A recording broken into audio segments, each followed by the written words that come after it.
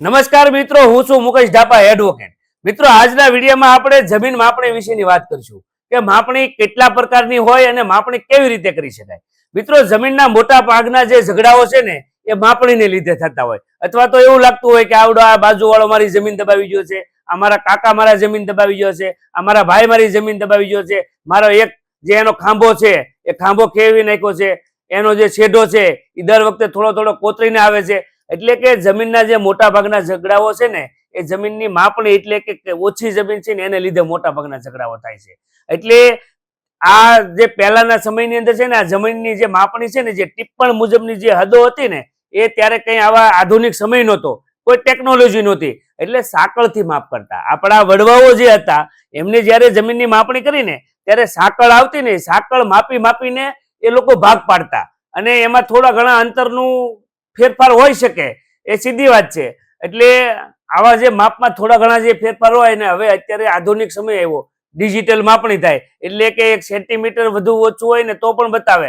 એટલે આપણને માપીએ અને આપણો અડધો ગુઠ્ઠો, ગુઠ્ઠો, 2 ગુઠ્ઠો, 1.5 ગુઠ્ઠો કંઈક આજુબાજુ નીકળતો હોય, આપણું કોઈ દબાવ્યું હોય, આપણે કોઈનું દબાવ્યું હોય, કોઈની વાયર ત્રાહી થતી હોય, આવું થતું હોય ને આપણે એને ઝઘડા કરીએ કે તું મારું આ બાજુ એટલું દબાવી ગયો છે, તું ખાલી કરી દે, આપણે માપાવીએ. એટલે આ જમીન માપવાની અંદર જે પહેલાના સમયમાં જે ટિપ્પણથી મપાતું હતું એ પણ ટિપ્પણની અંદર જે નિશાનો છે અથવા જે માપ લખેલા છે એ પણ સાંકળના છે.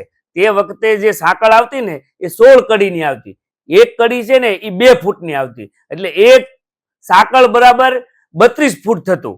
પરંતુ એ જૂનું માપ હતું. પરંતુ હવે આધુનિક સમયની અંદર અલગ અલગ ડિજિટલ માપણી થાય છે, જીપીએસ થી માપણી થાય છે, એટલે ઘણા બધા પ્રશ્નો ઉભા થાય. એટલે જો તમારે જમીન ઓછી છે અથવા વધુ છે અથવા કોઈ દબાવી છે, આ બાબતે જો તમારે જમીન માપણી કરવી હોય અને એનું ચોક્કસ માપ જોતું હોય તો તમે સરકારની જે IORA નામની જે વેબસાઇટ છે એની ઉપર તમે ઓનલાઈન અરજી કરી શકો છો. એની અંદર છે ને તમે ખોલશો ને એટલે 3 પ્રકારની માપણી બતાવશે, એક હદ માપણી, એક પૈકી માપણી અને એક હિસ્સા માપણી. તો કે તમારે કઈ માપણી લાગુ પડે કે તમારે કયા પ્રકારનો પ્રશ્ન છે અને તમારે કેવા પ્રકારે માપણી કરવી છે એની ઉપર એ આધાર રાખે છે. માની લો કે તમારો સર્વે નંબર 8 છે, એમાં કોઈ પૈકી કે ઓબ્લિક કે કઈ ભાગ પીડ્યા નથી, આખો સર્વે નંબર તમારો છે, તો એમાં તમારે છે ને હદ માપણી કરવાની છે. એ કે સર્વે નંબર 8 ની હદ કેટલી છે, ક્યાંથી ક્યાં સુધી છે અને કેટલું ક્ષેત્રફળ છે એ તમને માપી દે. એટલે કે તમારા એકલાનો આખો સર્વે નંબર હોય તો તમારે હદ માપણી કરવાની હોય છે.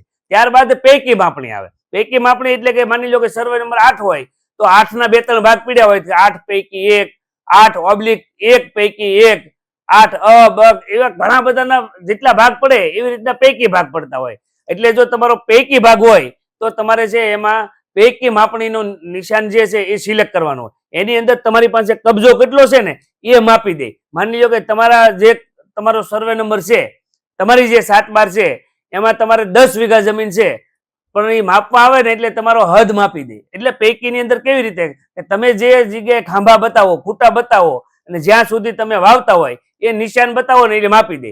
એટલે 9.5 વીઘા થયું હોય તો 9.5 કે 10.5 થયું હોય તો 10.5 કે તમારી 10 છે, તો હવે અડધો વીઘો વધી અથવા તો ઘટે, જે થયું હોય એ કઈ બાજુ વધે અથવા કઈ બાજુ ઘટે એ તમને માપણી વાળા કહેતા નથી. તો તમને ખબર કેમ પડે?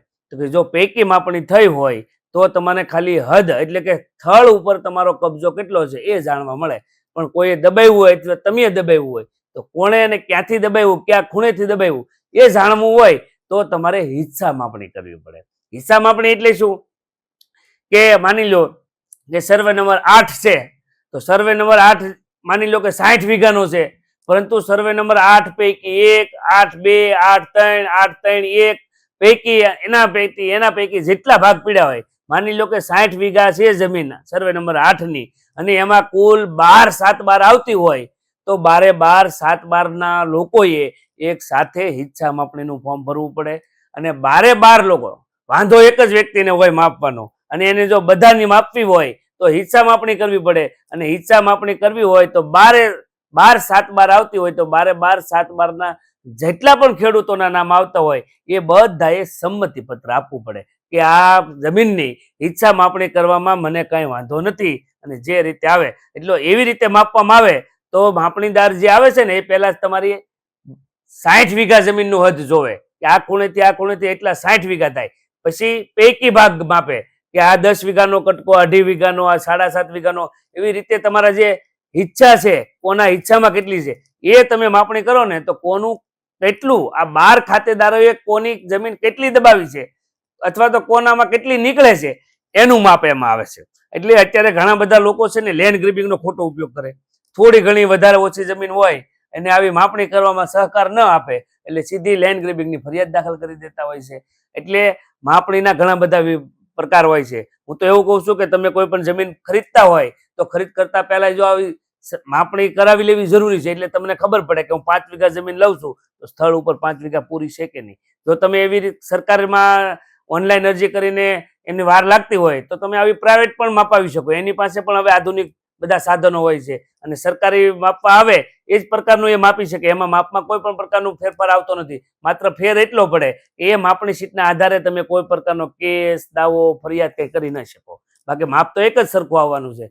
એટલે માપણીને લીધે ઘણા બધા પ્રશ્નો હોય છે. પરંતુ માપણી કેમ કરવી, માપણીનો ખર્ચ કઈ રીતે આવે એ પણ ઘણા બધા લોકોને પ્રશ્ન હોય. તો કે જમીન વધારે ઓછી નહીં, એ જે એની અરજી થાય ને એ ઓનલાઈન અરજી કરો ને પછી 2-3 દિવસ પછી તમારા મેલ એ ઉપર એક આવે અરજી અને એમાં તમને કહે કે એટલા પૈસા તમારે ઓનલાઈન ભરવાના છે. એ પૈસા ભરો પછી તમારી માપણી કરવા આવતા હોય છે. એટલે માપણીનો ઘણા બધા પ્રશ્નો છે. ઘણા બધા ખેડૂતો માપણી લીધે અટવાતા હોય છે. એટલે માપણી જો વધુ ઘટું જમીન હોય અને ઘણો બધો ફેરફાર હોય તો માપણી કરી અને તમારા જે હદ નિશાનો છે, તમારા જે સેઢા હોય, તમારા જે ખૂટા છે, ખાંભા કહીએ આપણે એને, એ એક નક્કી થાય તો આપણે આજુબાજુવાળા સાથે જે ખોટી રીતે જે તકરારો થતી હોય એનાથી આપણે બચી શકીએ. એટલે આવા નાની નાની બાબતમાં રોજ પાડોશી સાથે, છેડા પાડોશી સાથે સંબંધો બગાડવા કરતાં આપણે જો આવા કંઈ પ્રશ્ન હોય તો બધાએ સંપીને સહિયારી રીતે આ બધી માપણી કરાવી લેવી જોઈએ. તેમ છતાં તમને માપણી બાબતે કંઈ પ્રશ્ન હોય તો તમે આ વિડીયોની નીચે કોમેન્ટ કરી શકો છો. એમનો હું સમય મળીએ યોગ્ય જવાબ આપવાનો પ્રયત્ન કરીશ. ધન્યવાદ.